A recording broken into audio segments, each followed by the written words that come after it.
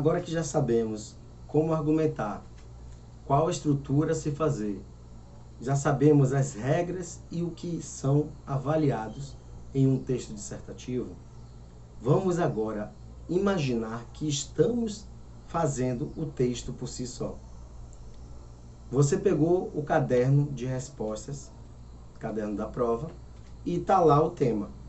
Geralmente, as bancas de concurso, o Enem, eles dão 3 temas para que você possa escolher um deles, o que você mais tem familiaridade ou bagagem cultural, e dentro desses 3 temas você vai desenvolver o que você se sente mais à vontade.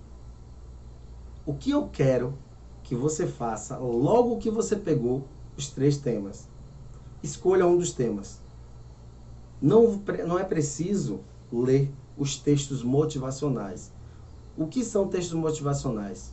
Geralmente, cada tema que a banca lhe dá, ele coloca um texto referente e que tenha base para o assunto, para que você levante ao menos uma questão, uma problemática e desenvolva a sua tese.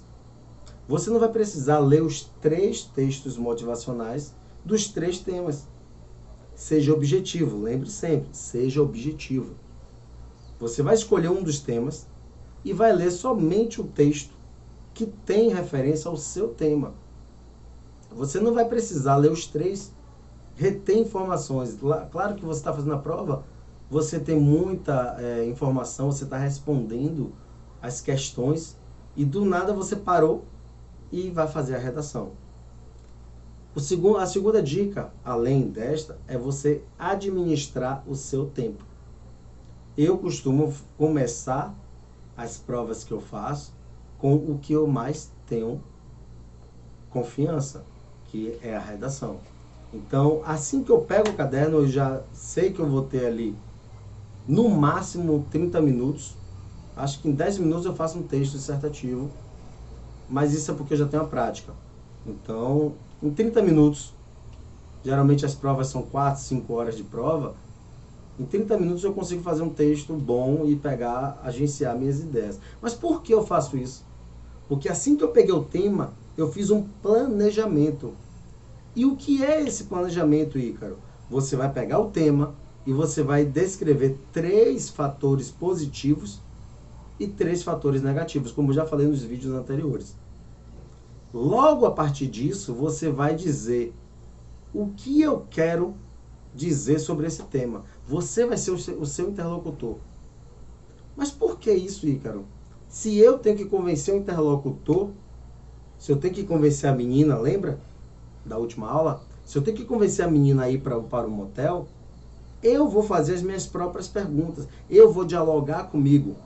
Lembra quando a gente vê desenho animado, aquele anjinho bom e aquele anjinho mau, né? Norteando o nosso senso de moralidade e ética? Eu quero que na hora da prova da redação, você pegou o texto, você seja um anjinho bom e um anjinho mau.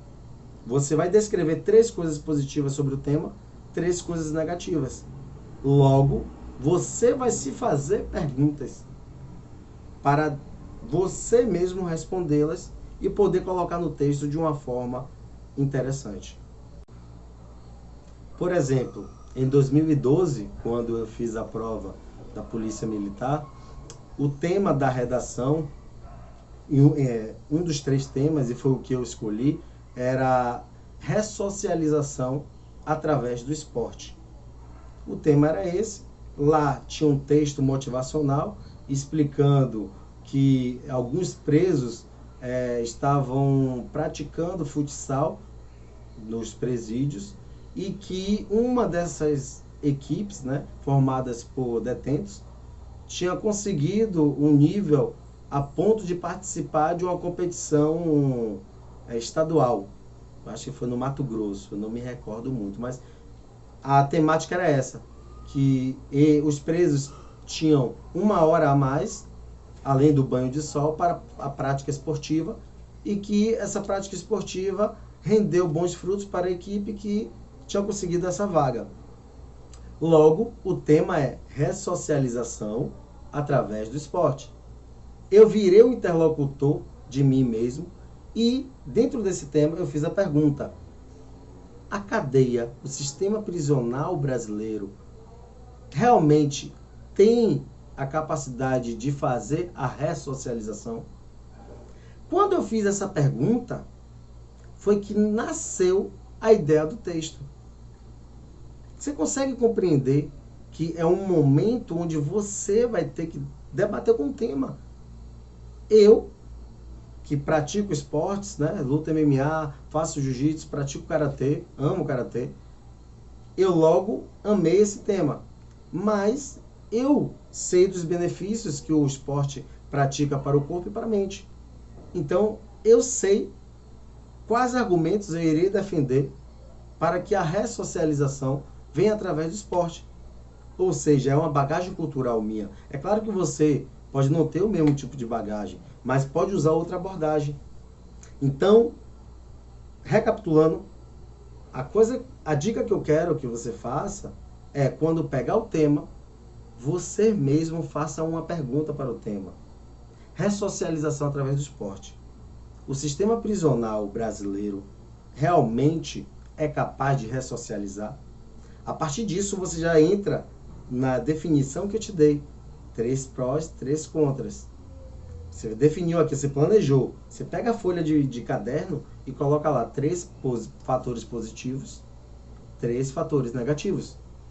Quais são os fatores positivos que o esporte pode trazer para a ressocialização? A sensação de coletividade, união em busca de um objetivo comum, né, de esportes coletivos. O uso, né, do esporte para combater possíveis doenças psicossomáticas, ou seja, pessoas que sofrem de depressão, que têm baixa autoestima, através do esporte, elas podem, né, obter uma melhor aceitação psicológica de si mesmo. Isso está comprovado. Tem diversos estudos onde pessoas com depressão se curaram desse estado momentâneo, né, através do esporte. 2 fatores positivos. O terceiro fator positivo é que fazendo a prática esportiva reduz a pena do apenado. Ou seja, já disse 3 fatores positivos aqui. Vamos dizer 3 coisas contras? Vamos lá. 3 fatores negativos contra a ressocialização do esporte. O alto índice de casos criminosos no Brasil. O alto índice de violência, a alta incidência de crimes faz com que os presídios não tenham suporte para ressocializar tais presos, em virtude da superlotação. Fechou?